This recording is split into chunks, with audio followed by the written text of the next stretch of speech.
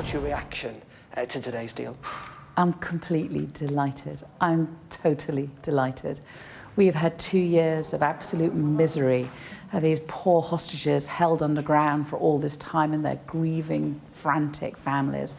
Thousands upon thousands of innocent civilians being killed in Gaza. It's just been appalling to watch it. So I'm so grateful. I'm so pleased that we finally have a ceasefire, that aid is going to go into Gaza unhindered, that the UN will be handing it out, that the hostages will come home and that killing is going to stop. But we have been here before, though, and that's part of the problem, isn't it, in the sense of there is a lack of trust on either side. I mean, there is no guarantee that this is going to hold, that, even if phase one works, that we'll ever get beyond that. Yeah, so there's a difference between a ceasefire, which is the great relief at the moment, and a lasting peace. And so the first thing that has to be said is that credit goes to Donald Trump for bringing the ceasefire, because it wouldn't have happened without him, because Netanyahu has stopped listening to everyone apart from Donald Trump, and Donald Trump made it perfectly clear there had to be a ceasefire. And so all credit to Donald Trump. But he needs to remain engaged, because this is not peace. This is only a ceasefire.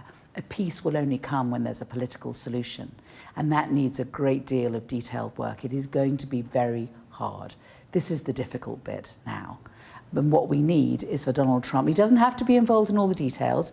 There are other countries, there are other people of goodwill who will work together. And we've seen the international community working behind the scenes in a way we've never really seen them before, being so effective at putting things together. And they will be able to continue to do so and put forward a peace plan. And then we need to have Donald Trump to come behind it and use his strength to ensure that it actually happens. There'll be a lot of people, though, who won't like this deal, here in the UK as well as in Israel, and we've heard some of even the Israeli Prime Minister Benjamin Netanyahu's colleagues essentially say they're not going to vote for it. They're unhappy about the fact that there are Palestinian prisoners, many convicted of life sentences for murder, who are going to be released, and concerns about the future governance of Gaza. Well, everything's a compromise.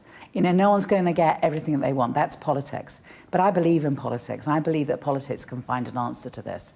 And we need to be able to pull together, and we need to be able to start building trust with one another and know that what matters more than anything else, is that we get lasting peace in the Middle East.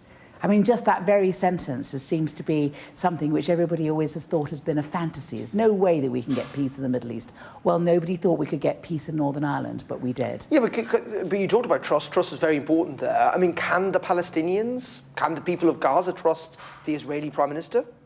I think that it doesn't have to be one particular individual, but I think that, if you get a community of nations working together and putting together a peace plan that different people buy into, then trust can be developed. So yes, I can understand why people might not trust Netanyahu.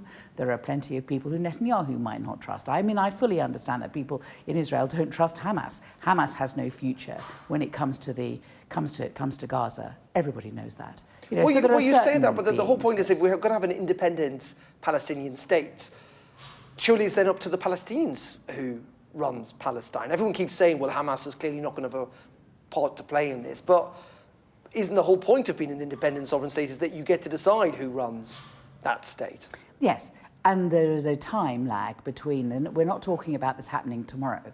We're talking about there needing to be an interim provisions, but we need to make sure those interim provisions are going in the right direction, so that what we're ending up with is an independent Palestinian state, of course, where people make decisions about who it is that governs them. But it has to be done in a way which is peaceful. We have to make sure that it is that the Palestinian state is disarmed.